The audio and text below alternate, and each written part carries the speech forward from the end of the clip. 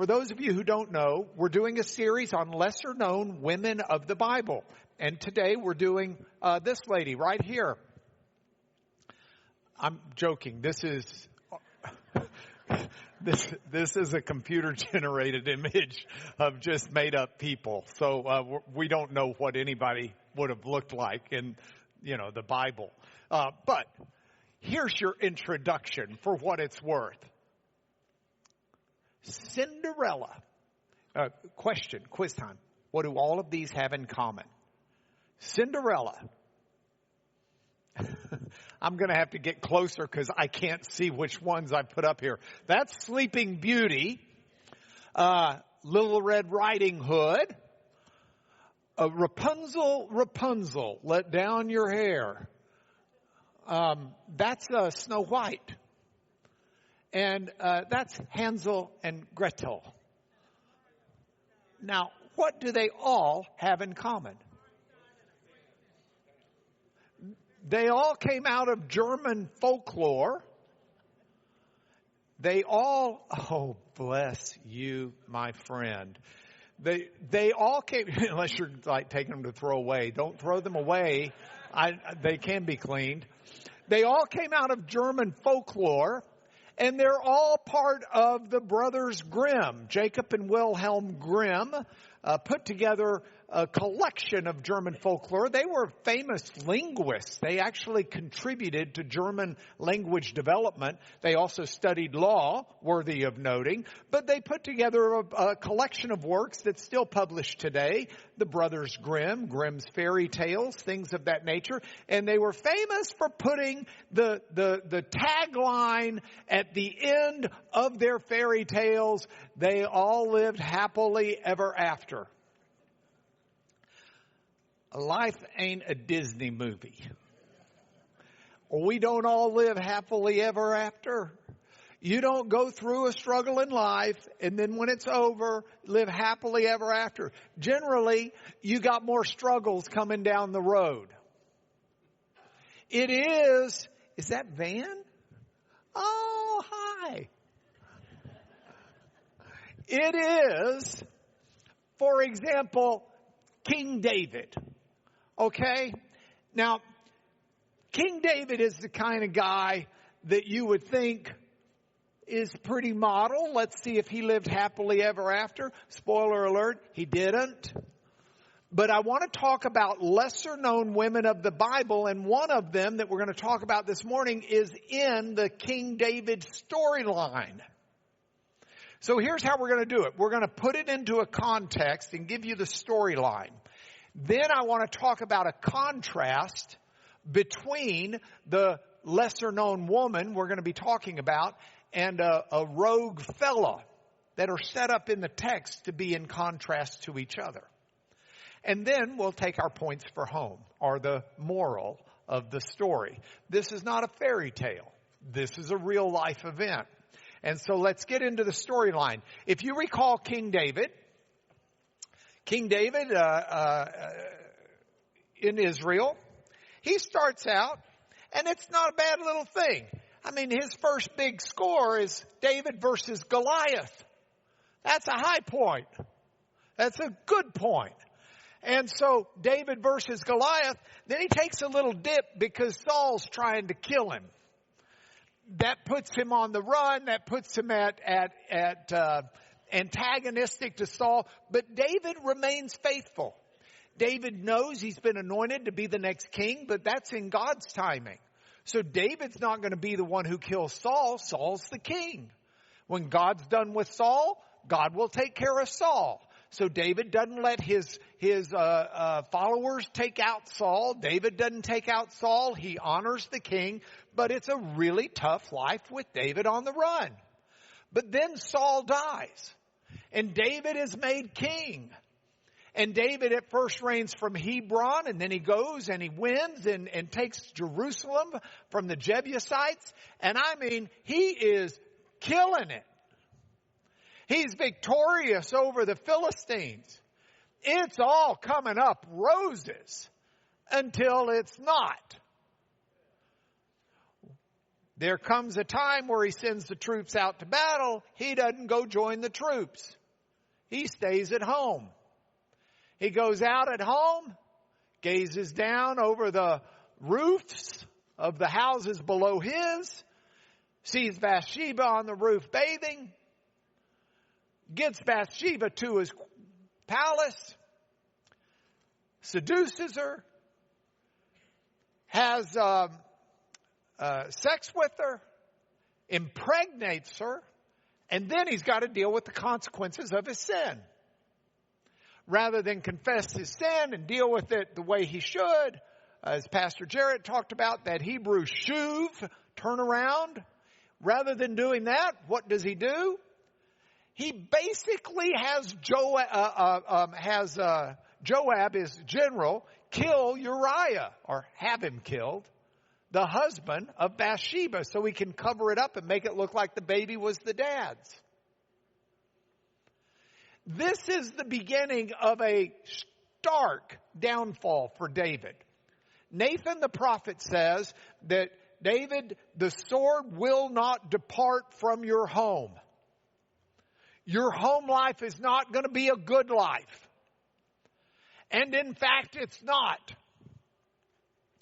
David's got a host of wives and concubines.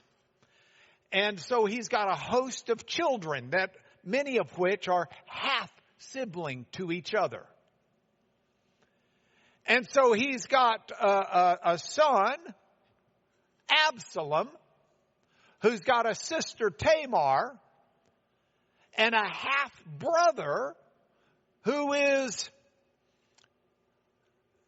enamored and lusting over his sister. And so the half-brother figures out how to, in essence, rape without being accountable his half-sister. And Absalom, the full brother, doesn't like it and plots over a multi-year period careful revenge. And it goes from bad to worse. Because as David hasn't done anything about it, Absalom then contemplates how to have a coup and to take over the kingship from David. And so David, recognizing that there's trouble afoot, doesn't even have the courage to stand and fight his son. David just gathers those around him that he trusts, save for a few plants he's left behind in Jerusalem or sent back. And David goes across the Jordan and with his ragtag, and Absalom comes in and sets up shop. Absalom, thank you, Linda. Absalom, oh wow. I didn't even know anybody was there. I can say. And so David is living away, trying to figure out what to do. Absalom has got the army. He's trying to figure out how to take Dad out. And so they finally come to battle, and in the battle, David says to Joab, his general, look, go do the stuff, but don't let anything happen to my son. So Joab goes into battle and wins the battle, but kills Absalom anyway. And I'd love to say, as David goes back into Jerusalem, they all lived happily ever after. They didn't. Now, to understand more of this story, one of the hardest parts for us when we read the Bible is to read it in its ancient cultural context. But it's also difficult for many of us to read it in its ancient physical context. We know geography in the U.S. pretty well, but we don't know the geography of Israel. And because this is no fairy tale, because this is real history, the geography matters in the stories. I mean, just think about it in the small ways. Everybody always goes up to Jerusalem. Well, not because Jerusalem was north of everywhere, it's because it was up on a hill. So you go up to Jerusalem. Their geography facts and geographical terms. And in fact, there's a good argument that can be made for physical theology, as John Monson calls it. In 76, when I started studying this stuff in earnest, Walter Brueggemann came out with a book, The Land, talking about how critical the land is to the theology of the Old Testament. So David goes back to Jerusalem. Now, if we throw the Middle East up on a map, what we're talking about is just this small rectangular area down here. That is Israel. But when you think about Israel at this time, you need to remember it's not the United States of America.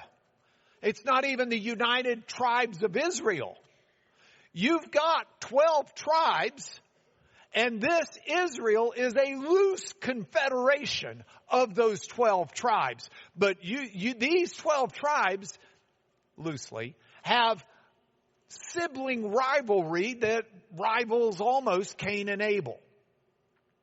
If you were here 2 weeks ago, we talked about the Benjaminite Civil War, where Israel went against Benjamin because of what had happened to the concubine at Gibeah. This is not a united country by any stretch of the imagination. You can divide up the land and figure out which tribe went where, and you can put all of the tribes over there. The tribe of Levi, by the way, Levi is actually not in any certain place. They've got 48 scattered cities throughout. These are Levitical priests and other servants of the temple and of service to God. But you've got Dan, you've got Gad, you've got Reuben, and this huge area down here is Yehuda. It's Judah. And so with Simeon tucked into a little bit here. But this is a huge area, Judah. On the other hand, if you look at Benjamin, it's a small area just north. If you look at Reuben, it's an area over here. Now, Joseph, I've got up here 3 times because Joseph actually has 2 half-tribes. He's got Manasseh, which was divided up into 2 separate areas, and he's got Ephraim, which is right here, in this hill country of Ephraim. And so you've got Asher up there, you've got Naphtali, you've got all of these different tribes, and they don't always like each other.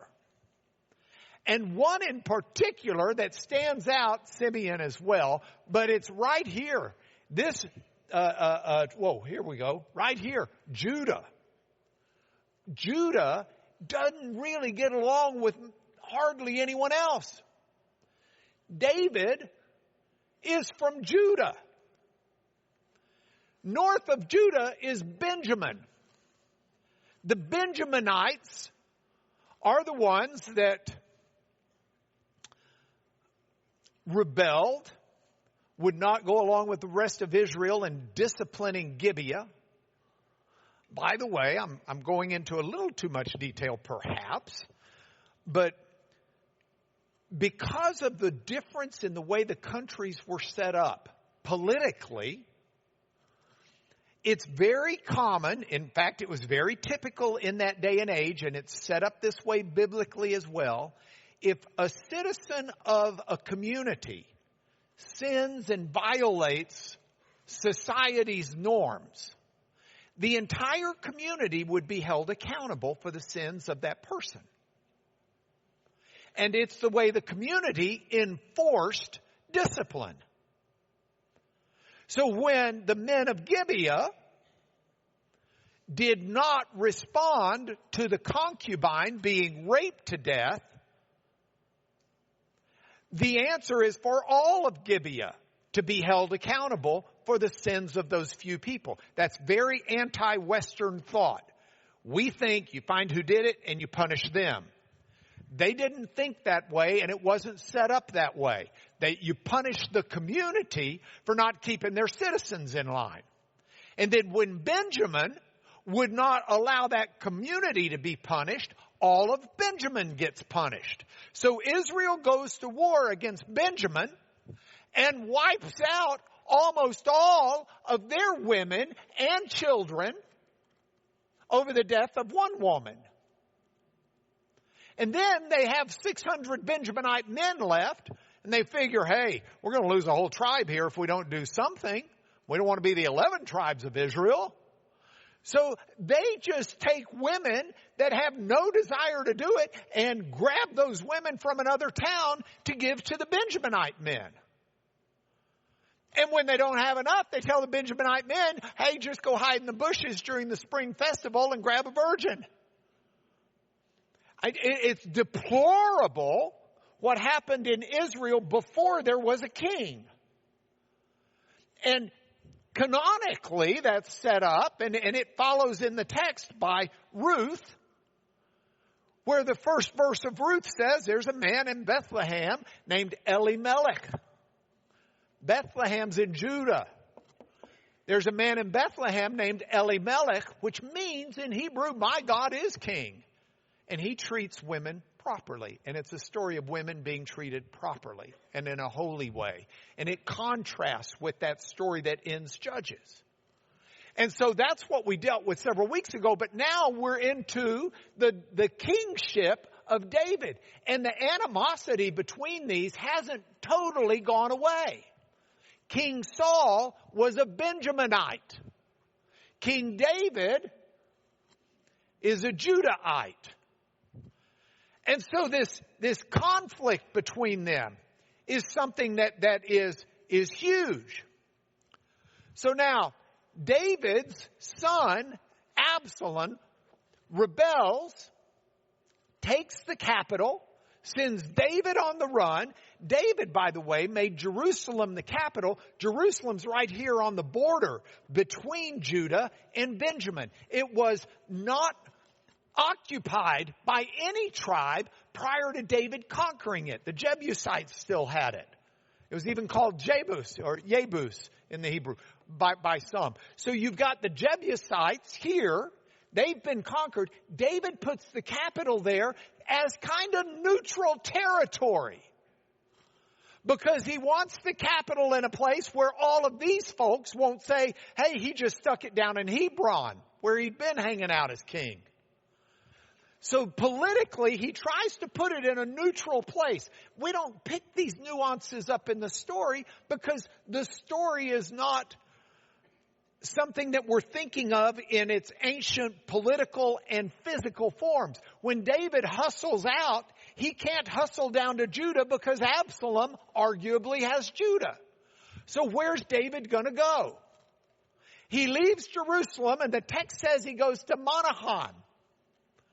And that's up here in the territory of Gad, near the Jabbok River, where Jacob wrestled with the angel. And so David goes up there, and then ultimately David's army and Absalom's army have the fight. Absalom is slain, and David is ready to go back to Jerusalem. Ancient roads. There were two ways back to Jerusalem. This is the Jordan River. Option A, cross the Jordan River, come down through Manasseh, come down through Benjamin, hop into Jerusalem. Option B, you go south through Gad where you are, cut over through Reuben and pick it up right there about Jericho and go into Jerusalem. David chooses option B. He goes south and then cuts over. So he doesn't go through these multiple territories. He really only goes through one other than where he was as he bops in. I'd like to give you the text of the pertinent parts of this story. Now, it's just a picture of the Jordan River. All the men of Israel came to the king. And they said to the king, why have our brothers, the men of Judah, gotten to bring the king and his household across the Jordan? Why do you have these fellas from down here coming up to escort you across the Jordan instead of someone from the north? How come they get to escort David and his men? And the men of Judah said to the men of Israel. This Israel is being used as a term for the northern territories that are non-Judah Simeon territories. all the men of Judah answered the men of Israel, hey, he's our close relative. Why are you angry? It's not like we're getting paid for this. We're doing this for free. We're looking out for our guy. And the men of Israel said, well, we have 10 shares in the king. We got 10 tribes. So we have more than you. Why are you getting to be the ones? Why aren't we the ones who say, hey, let's bring back King David? But the words of the men of Judah were fiercer. They're harder in the Hebrew. Harder than the words of the men of Israel. And it could denote, basically, you want to fight about it? Really? Come on. Or as Clint Eastwood would say, make my day. Now, there happened to be a worthless man whose name was Sheba, the son of Bichri, a Benjaminite. And he blew the trumpet and said, okay, then we have no portion in David. We're out. We have no inheritance in the son of Jesse. Every man back to his own territory. Forget this goober. I'm leaving. So all the men of Israel withdrew from David, and they followed Sheba, the son of Bichri. But the men of Judah followed their king steadfastly from the Jordan to Jerusalem. Now, if you try to picture this, here is a border town right now between Benjamin and Judah. In fact, if you go there, there's a road sign right there that says on the road, Benjamin that way, Judah that way. This gives you an idea of what this territory was about so that you've got it in your brain. So David returns to Jerusalem. And this is an AI image of Jerusalem at the time of David, and it's stinky, but I couldn't do any better. Sorry.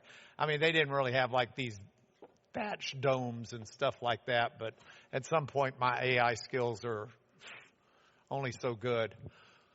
David said to Abishai.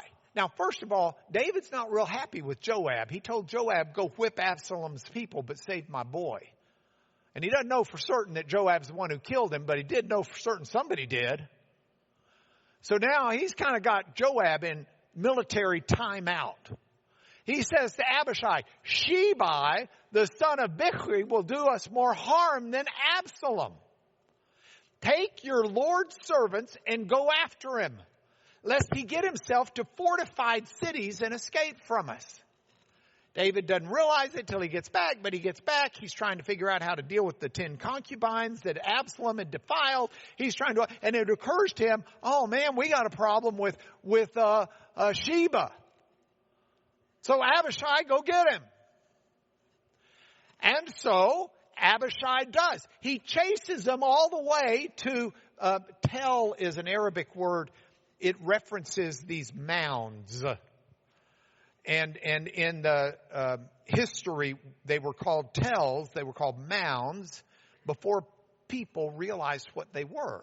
They're ancient cities where the dirt has blown over so much that it now looks like it's a mountain.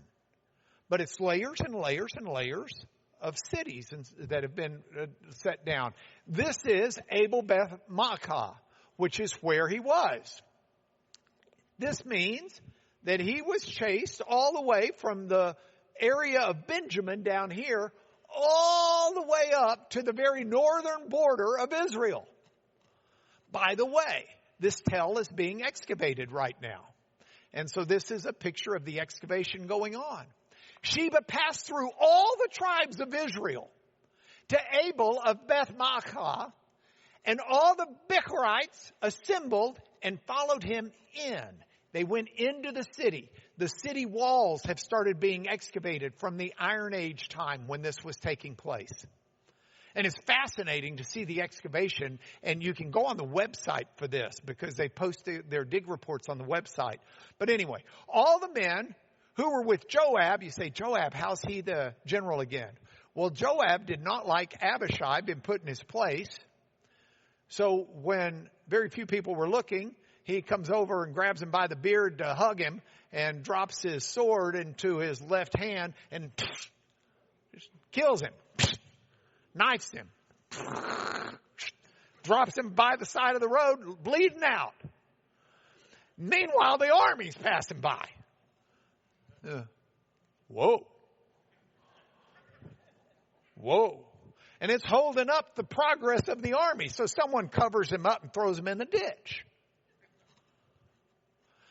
So Joab, give you an idea of who he is. Joab comes and besieged Sheba and the Bichrites in Abel of Beth-Maachah. They cast up a mound against the city, and it stood against the rampart. And they're battering the wall to throw it down. They're going to hold that city accountable for holding up the rebel Sheba. Then a wise woman called from the city. Listen. Tell Joab, come here that I may speak to you. Joab comes nearer. Woman says, are you Joab? He says, I am. She said to him, listen to the words of your servant. And he answered, said, I'm listening. She said, they used to say in former times, let them but ask counsel at Abel. And so they settled a matter. In other words, our town is not just some northern hinterland. We were important for being a source of wisdom for Israel and a place to get answers. And he said, and she said, I am one of those who are peaceable and faithful in Israel. You seek to destroy a city that's a mother in Israel. Why will you swallow up the heritage of the Lord? Job said, hey, you got me confused with someone else. Far be it from me, far be it that I should swallow up or destroy. That's not true. But a man of the hill country, remember I showed you the hills of Benjamin.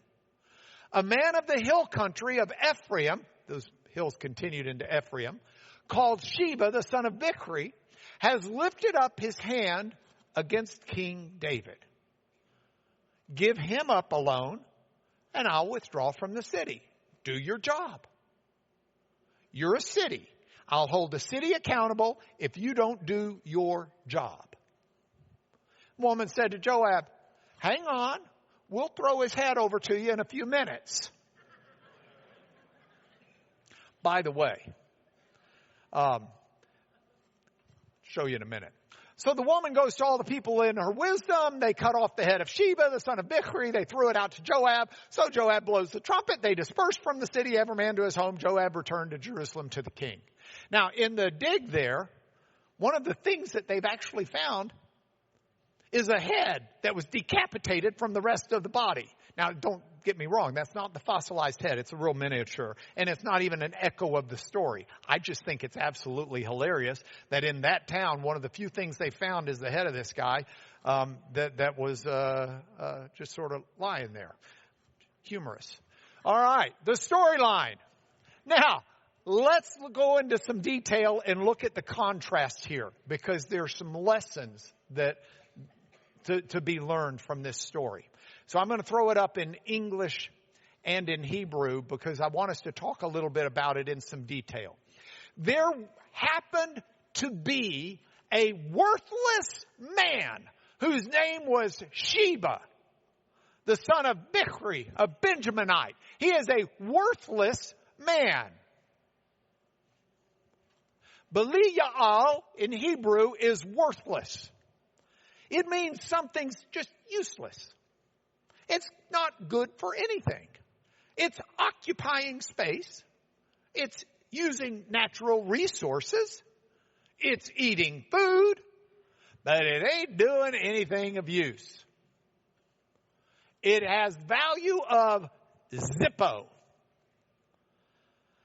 And if you are not taking the things that you have at your disposal and putting them to use to further God's aims, in biblical terms, you're worthless. Even if you've got all the money in the world. Let me give you a couple of places where this word's used in the biblical text. In Judges 20:13, therefore give up the men, the worthless fellows in Gibeah. I told you the story about the concubine who was raped to death. And the people of Israel showed up after her body had been chopped into 12 pieces and sent out to all of the Israel tribes. Israel shows up and tells Benjamin, give us the worthless fellows in Gibeah. Doesn't mean they didn't have a bank account. It means they are not living for the God that they need to be living for and putting themselves to good use. They are, in biblical terms, worthless. Good for nothing. 1 Samuel 2:12, the sons of Eli being the priest, were worthless men. They're worthless because they don't know Yahweh. You want to be useful for Yahweh? You need to know Yahweh. You don't want to be useful for Yahweh? You don't know Him. You're worthless.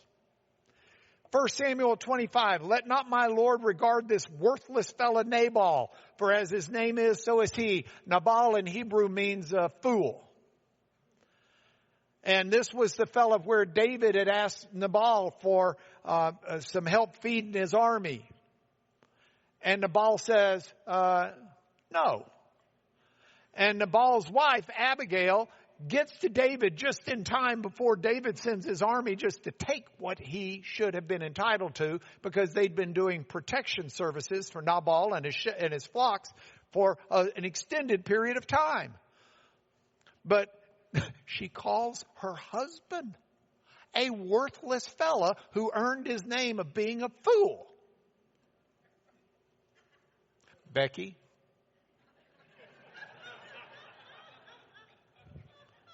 Second Samuel 23:6. Worthless men are all like thorns that are thrown away. You can't even hold on to them with your hand. That's the quality of life where you do not know the Lord.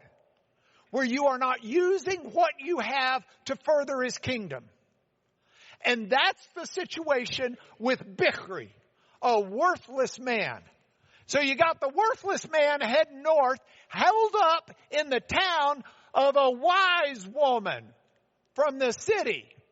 A wise woman. Chacham in Hebrew is the word for wise.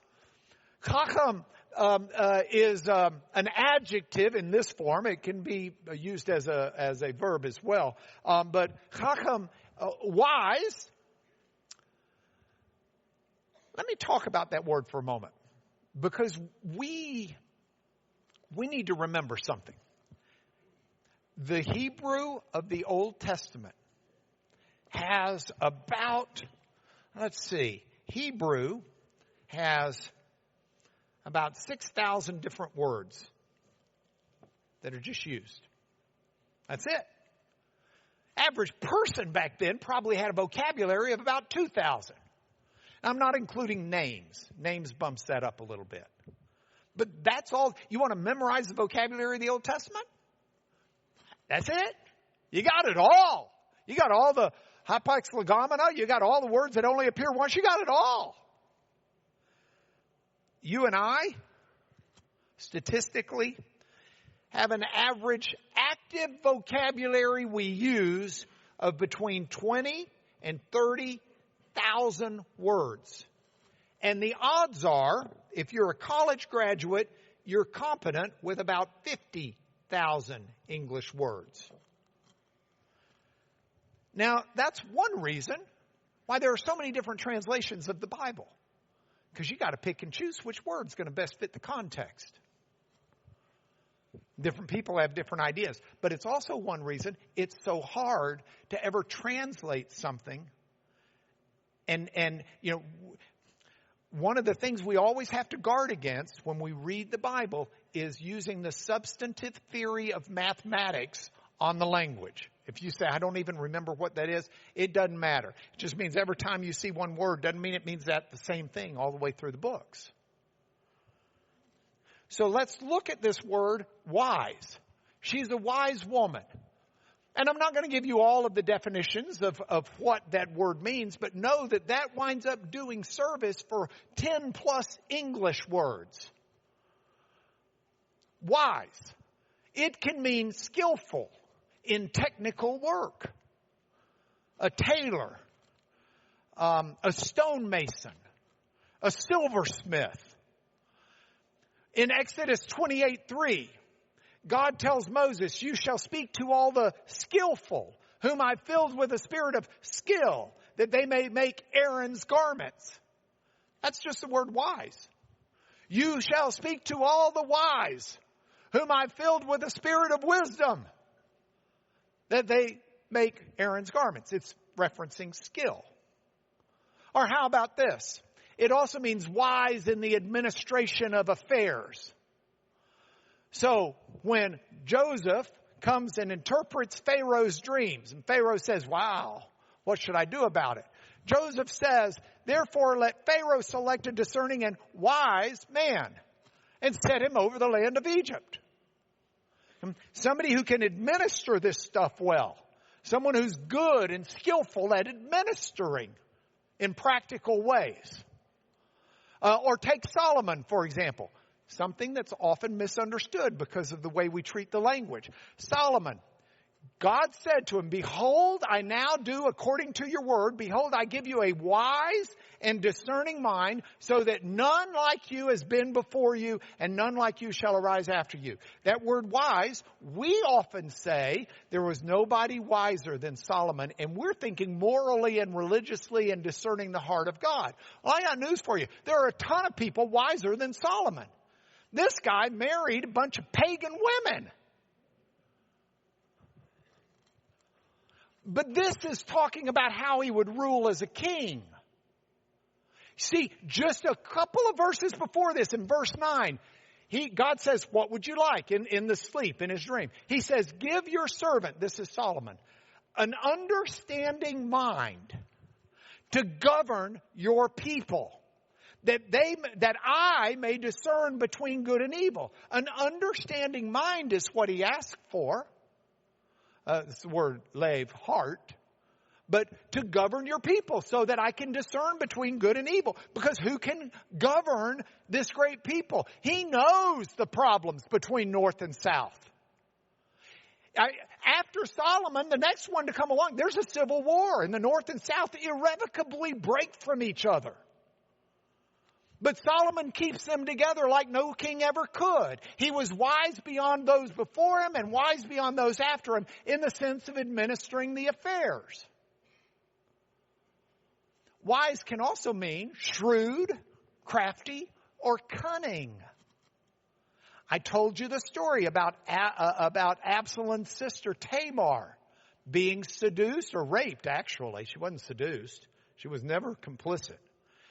Amnon, that's the son who raped her, had a friend whose name was Jonadab, the son of Shimea, David's brother. And Jonadab was a very crafty man. He's the one who devised the whole plan to get her in there so she could be raped. But that word translated crafty is the same word, wise.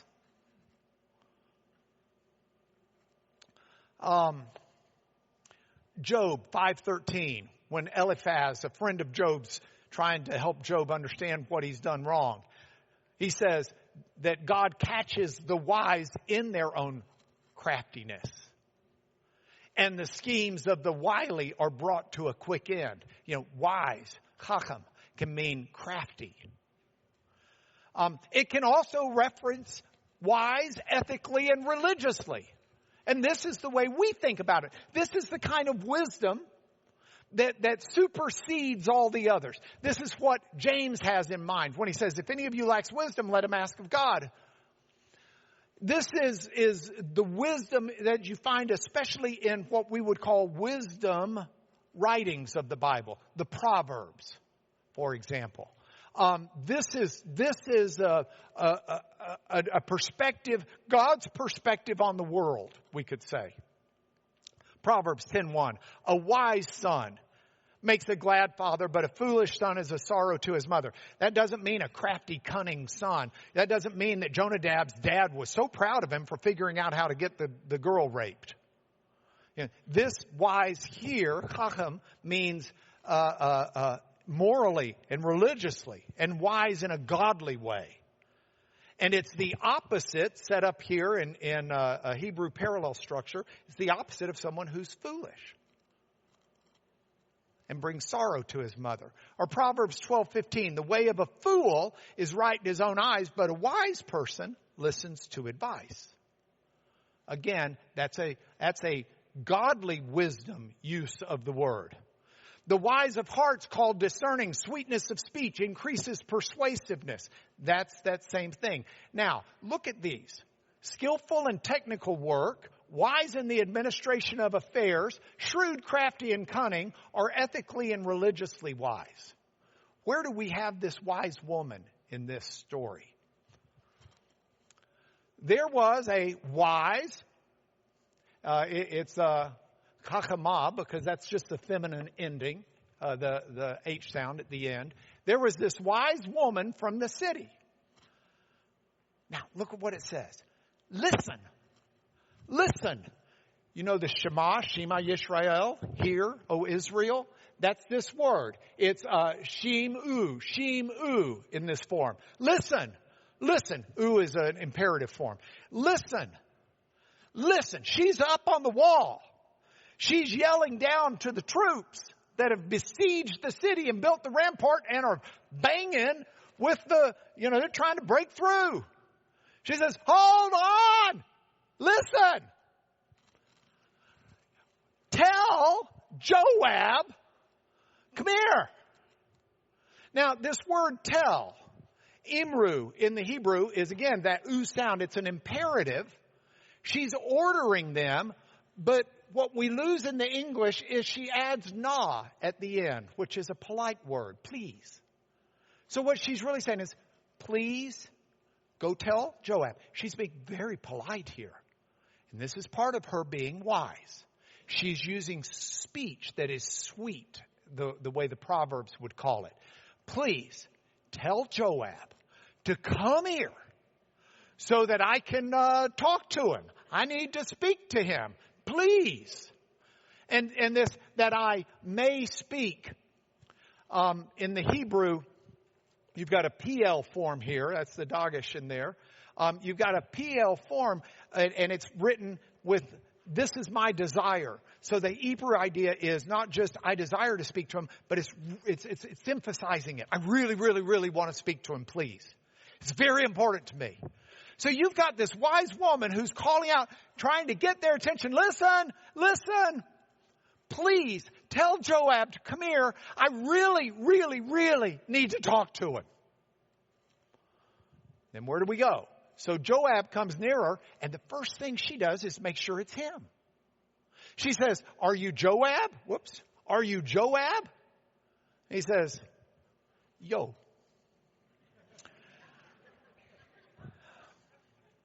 So she said, listen to the words of your servant. And I love this word here, amatecha in the Hebrew.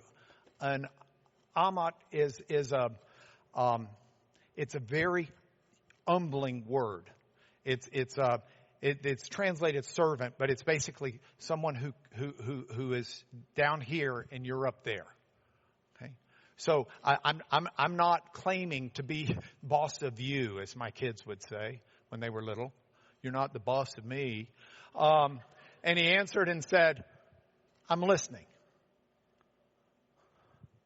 She says, they used to say in former times, let him but ask counsel at Abel. This is what our city is, and we would settle a matter. And that's the way it went down. And I'm one of those. I am peaceable. I am faithful. And I'm not a renegade. I'm not fighting against you. I've got no reason to. I am a peaceable person. I am a faithful person. I'm trying hard to do what's right, and so is my city. You're trying to destroy a city that's so important and is producing good people. And Joab says, hey, no. That's not true. I'm not here to destroy the city. I'm here for victory. And the woman says, well, hang on. If that's all you need, he'll be right down. Wise woman. Then this wise woman goes into the people in her wisdom. Now that may mean that she actually had an administrative job there.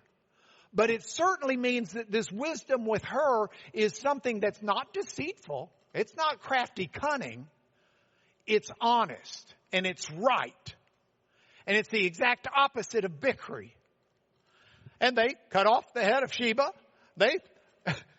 And this word threw it out. I mean, they just hurl it over. It says, and they hurled it over to him. They just threw it over the wall. Incoming! Bam! And that contrast between worthless that leads to death and wise, which leads to life, is what we should be getting from this story. Because we've got to decide how to live. And that's why the moral is important. So I grabbed a few more uses of the word in a wise religious sense. A way that reflects, in fact, this wise woman who can teach us so much. And I'll use them for our points for home. First, Proverbs 10:8. The wise of heart will receive commandments, but a babbling fool will come to ruin. That could be the theme verse for this story.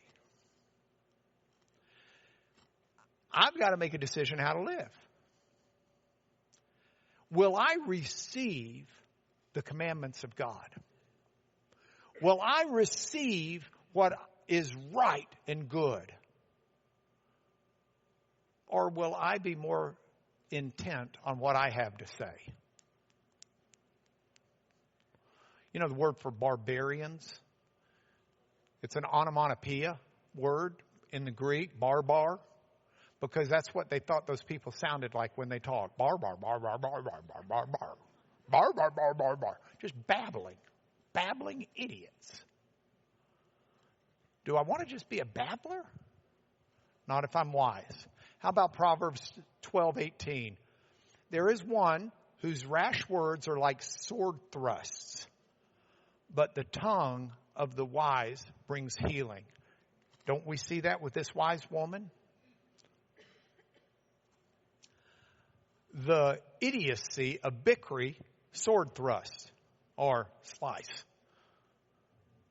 The wisdom of the woman, healing for the city. Is she did what the city should have done for the crime. So the city wasn't held accountable. One who is wise is cautious and turns away from evil. But a fool is reckless and careless. That turns away from evil. That's the Hebrew shuv that Pastor Jarrett talks about from 2 Chronicles 7:14. It's this idea that one who is wise turns away from evil. But a fool, they don't have a course to follow. They're just out there freelancing life by their own whims and desires.